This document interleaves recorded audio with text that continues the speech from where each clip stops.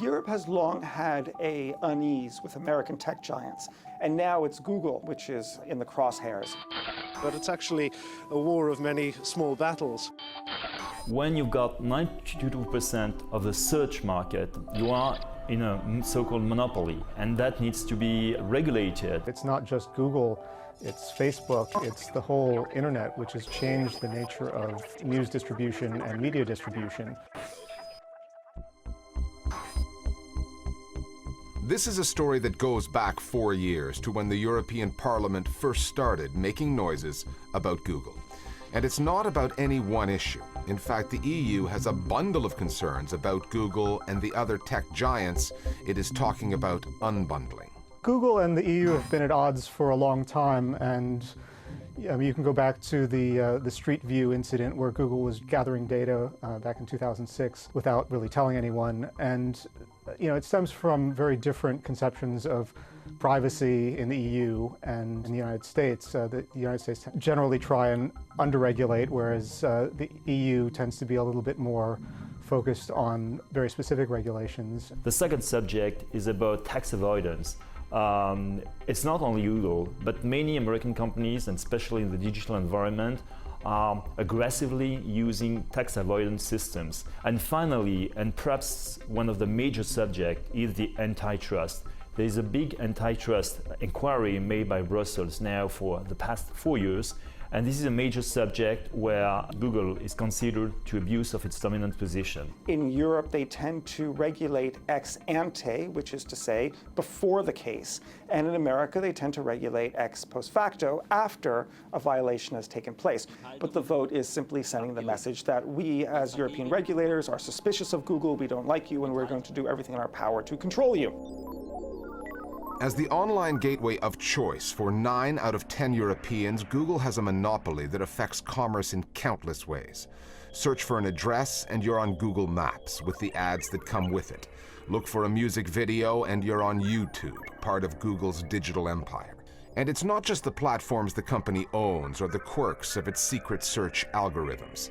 Look for a restaurant, a new car, or a news story, and Google results can favor websites that pay the search engine for visibility. Organizations of all kinds find that when Google tweaks its algorithms, and of course it never shows people how it's tweaked its algorithms, this is all very much behind the curtain stuff, then they find that traffic to their websites can suddenly fall off a cliff. This happens to news organizations, it happens to all sorts of web services. So a large search engine wields two powers. The first one is relevancy, where it ranks you on a search request.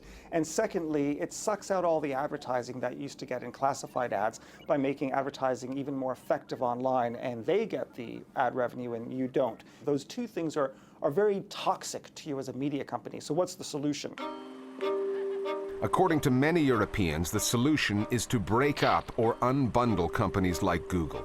And there are US tech companies lining up behind the EU on this case. Microsoft is one of them, having been forced by the EU in 2009 to unbundle its Explorer browser and offer competing browsers on its operating systems, only to then see Google's Chrome overtake Explorer and grow into the market leader. Microsoft now wants the EU to turn its anti-monopolistic approach onto Google. A leading German voice in the debate is Matthias Döpfner, CEO of publishing giant Axel Springer, which owns Bild, Europe's biggest-selling tabloid. In an open letter to Google's executive chairman Eric Schmidt, Döpfner wrote, "We are afraid of Google. I must state this very clearly and frankly, because few of my colleagues dare do so publicly. The statement, 'If you don't like Google, you can remove yourself from their listings and go elsewhere,' is about as realistic as recommending to an opponent of nuclear power that he just stop using electricity. Historically, monopolies have never survived in the long term. Is it really smart to wait until the first serious politician demands the breakup of Google?" Döpfner wrote that letter 6 months ago. The EU Parliament passed its resolution last week. I would say that this open letter was a key trigger for Europe. Following this letter, it enables a lot of people who were thinking like Matthias Döpfner, but who were not brave enough to express it because they were fearing some retaliation from Google. However, one must remember that Axel Springer is in a position where it's come from being a very powerful media giant. It is the publisher of Bild, it is the publisher of Die Welt, and it's upset that Google has the power and Axel Springer has less of it. And I think the solutions that Axel Springer are calling for are not necessarily the solutions that will benefit everyone, but are solutions that would benefit Axel Springer. Google's monopoly on the search engine market in Europe has real implications for commerce, but news consumers are already unbundling, turning to social media, Facebook and Twitter, among others. Google is powerful because it directs the flow of traffic and attention, and now we see that happening with Facebook too. It's becoming much more important in terms of the distribution of news stories, and so organizations that produce news, I think, are very right to be concerned about how they're going to make money off of their reporting as a business, because the traditional models don't work anymore. When you look closely at what this means, though, most media companies find that about 20% of their traffic comes via search engine. Another 20%, almost exactly the same amount, comes via social media. So we can already see that the importance of the search as a way for people to find content is diminishing.